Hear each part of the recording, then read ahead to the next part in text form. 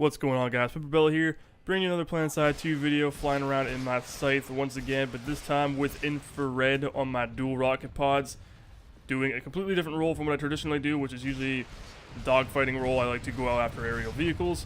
I've said that in my guide to air supremacy. I've talked about pretty much how when I'm a pilot, that's what I tend to do most of the time, is going after other aircraft. However, this time I decided to switch it up because I started actually putting certs into my dual rocket pods, started actually like using it more, and I realized it's very, very effective as a close air support role, kind of like what you would do in the real world with A-10s, that kind of thing, you know, where you just provide close air support for the troops on the ground. But of course, whenever an aircraft does get in range, I have to go after it as well and completely poop on its face, because that's what I like to do most of the time. It's kind of my thing.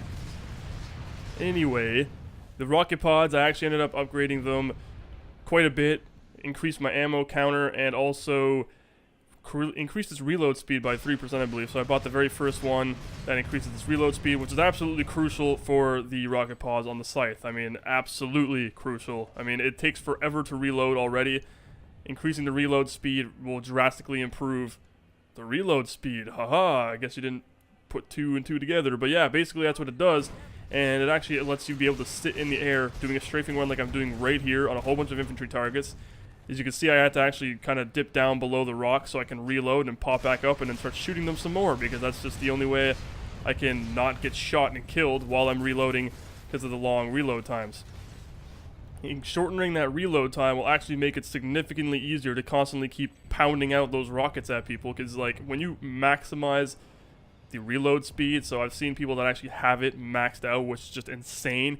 You can barely even notice the reload. Like, it's just, they'll be firing a salvo of rockets, and then there's a second, like a half a second pause, and they're firing another salvo of rockets. The only problem is that you fly through your rockets like crazy, but it's very, very effective whenever you're going up against tanks, because you don't have to worry about doing secondary strafing runs, which you'll see in this video, which I do a lot. I'll go after a tank, I'll start firing at him, I do enough damage to him, usually drop his armor down to about half of his health, and then I'll fly off, come back around, do a secondary strafing run to either finish him off, and even sometimes to go for the third because you just weren't accurate enough, or you're just not dealing enough damage, or an engineer on the ground is doing his job and trying to keep that tank alive, which actually kind of gets annoying at times. Equipping infrared, and specifically infrared. I haven't tried thermal yet, but I haven't heard anything wonderful about thermal either, because I've heard that thermal has a shorter range at which you can actually see shit, and it actually kind of doesn't make that much of a difference, because infrared, you can already see heat signatures, and that's what thermal's all about. Thermal's about being able to see heat signatures, so you can actually identify targets at night, and even during the day, significantly easier, because you can actually see their heat signature. They're a giant glowing orange, you know, figure on your screen. And infrared does the exact same thing. Infrared actually has it so that heat signatures glow white and everything else is green. So it's actually kind of nice, but the thing is, it's not going to be like everything is glowing like white. So you're not going to see like some kind of dinky building somehow producing heat signatures. Just that's not how it works for some reason, even though that would be a little bit more realistic, because every heat signature would be apparent. So, but for whatever reason, it's only specific targets like tanks and aircraft and vehicles, any type of vehicle and infantry. Those are the only guys that actually show up on infrared quite vividly, so there's actually really no need. Plus, you actually have a further range you could see things than thermal. So and thermal costs a lot more certification points. Like, I really do not see the need to get thermal. If you were able to see through walls or something and see targets through, you know, like that kind of thing, that would make a little bit more sense as to why it would be more expensive. But at the same time, as an aircraft, what's the point of seeing through walls? You wouldn't need that shit ever, unless you're maybe going after a biolab and you want to see through the walls so you can position yourself in a specific area so you can fire those rockets into that area to take them out while they're hiding inside the building. That I can see, but at the same time, there's really no point, since you can't even shoot through the walls. So why would you need to see targets through the walls just to tease you, knowing that, I guess it's to predict their movement so you can see them running out of the building or when they're going around the building. But the thing is, thermal doesn't let you do that anyway, so there really is no point. The only thing that thermal actually does is has a blue hue background, so everything is blue. Anything in the distance is automatically black, and targets glow orange hot, which is identical to what infrared does, which is a green background, except when it's further away, it kind of just blurs out into a sort of blackish color. and then it just, every target, every heat signature glows white.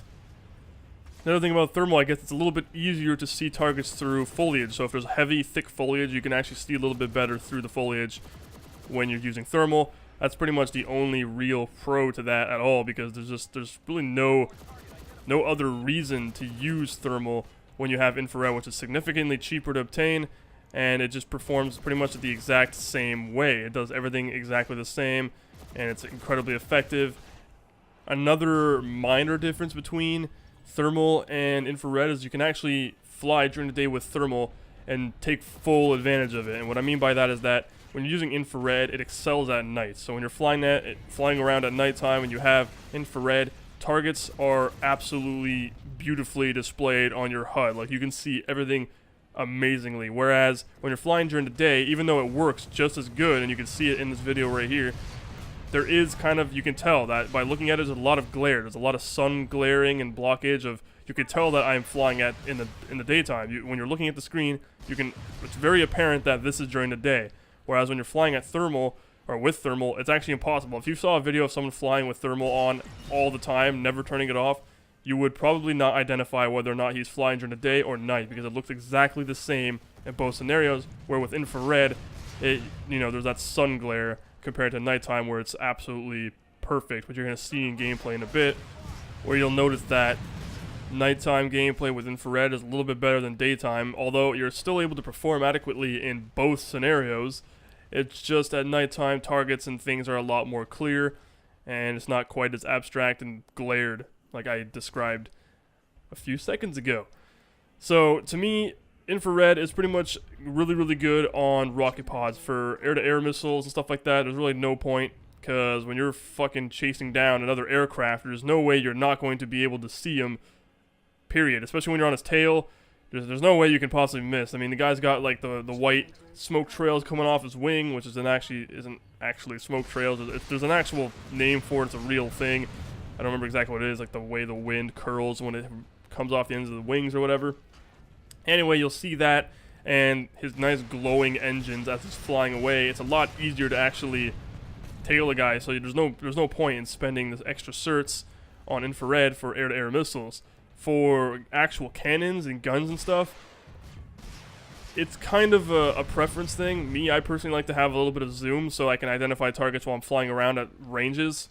I have the default 1.25 times zoom, so it's nothing like amazing where I can like freaking hone in on a guy like 2 kilometers away. It's not going to happen.